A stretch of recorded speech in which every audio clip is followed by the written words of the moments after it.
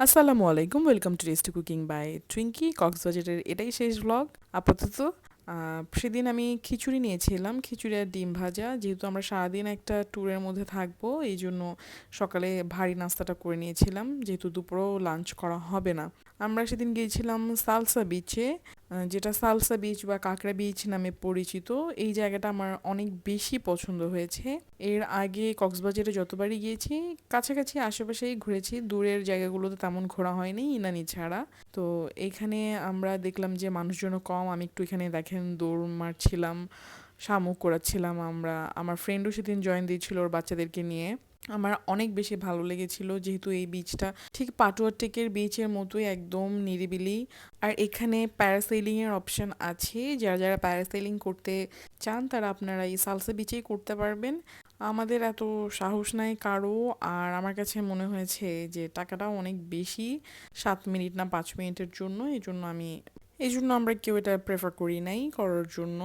আহ, আর এরপর আমরা চলে গিয়েছিলাম সেদিনের ওই গ্রিন সামথিং রেস্টুরেন্টটার নাম ছিল, আমার মনে নেই।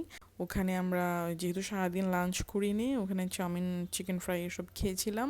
এরপর আমরা চলে গিয়েছিলাম ফেমাস সেই ভাইরাল রাজা চা, যেটা ঢাকায় ছিল সব। ওদের ওদের ঢাকা শপটা আছে কিনা আমি বলতে পারি না, তবে কক্সবাজারে দেখলাম যে রাজা চায়ের একটা বড় শপ আছে। এটা হচ্ছে আপনার লাবণী পয়েন্ট ফেলেই রাজা চায়ের দোকানটা। এখানে আমরা সবাই মালাই চা নিয়েছিলাম, স্পেশাল মালাই চা। যেহেতু আমি চা পার্সন না, আমি চা খাই না, তাই আমার কাছে মানে মালাই চা হলে একটু ট্রাই করি। চায়ের মধ্যে অনেক অনেক ইনগ্রেডিয়েন্টস দিয়েছিল, তারপরও চাটা আমার কাছে মোটামুটি লেগেছে, খারাপও না ভালোও না, ঠিক আছে। অনেক কিছু দিয়েছিল চায়ে, অনেক রিচ ছিল। আর এই পাঞ্জাবি পরা সাদা লুঙ্গি পরা লোকটাই হচ্ছে এই শপের ওনার, মিস্টার রাজা। রাজা চায়ের যেই মানে প্রতিষ্ঠা করেছে সে। এই যে দেখেন চাটা কত সুন্দর লাগছে দেখতে, খেতে যেমনই হোক দেখতে কিন্তু অনেক সুন্দর। আর এখানে ওনার এই যে পেপার কাটিং গুলো, কোথায় কোথায় উনি এই চায়ের এগুলো মানে ফেমাস হয়েছিল, কিভাবে কিভাবে কি করেছে, এগুলো সব ডিটেলস ওনার শপে দেওয়া আছে। কি কি প্রাইস পেয়েছে ওগুলো দেওয়া আছে।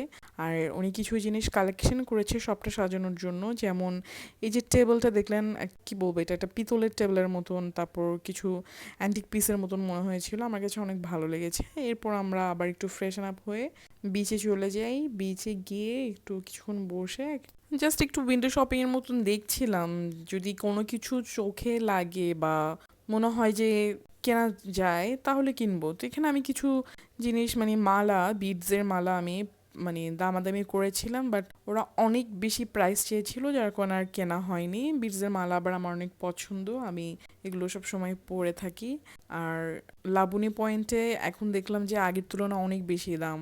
এরপর আমরা রাতে ডিনার করতে চলে যাই একদম কলাতলির মোড়ে।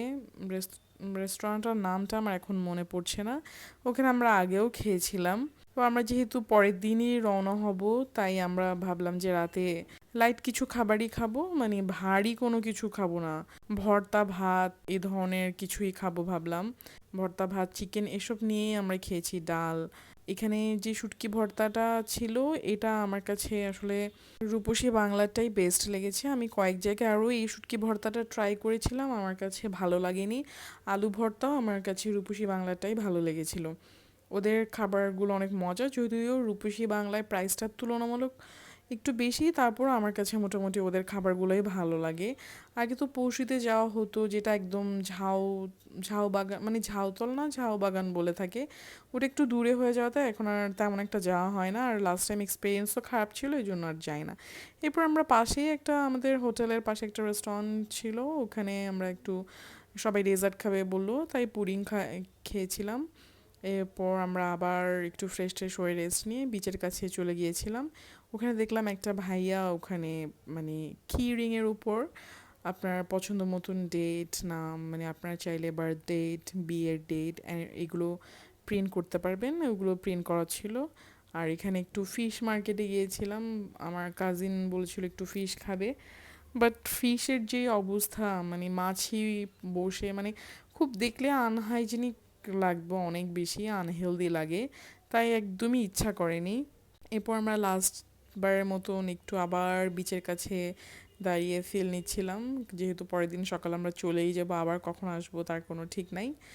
বাস সকালবেলা উঠে আমরা আবার চলে গিয়েছিলাম আমরা সেদিন সকালেও আমরা খিচুড়ি খেয়েছিলাম, শুধু একজন মনে হয় ডিম আর পরোটা খেয়েছি। আমরা সবাই খিচুড়ি খেয়েছি, কারণ যেতে যেতে হয়তো অনেক সময় লাগবে, তাই তাই ভাবছিলাম যে ডিম খিচুড়িটাই খেয়ে ফেলা যাক, যেহেতু দুপুরে লাঞ্চ করা হবে না, আমরা জার্নিতেই থাকবো, এই জন্য আমরা ডিম খিচুড়ি খেয়ে নিয়েছিলাম আর কি।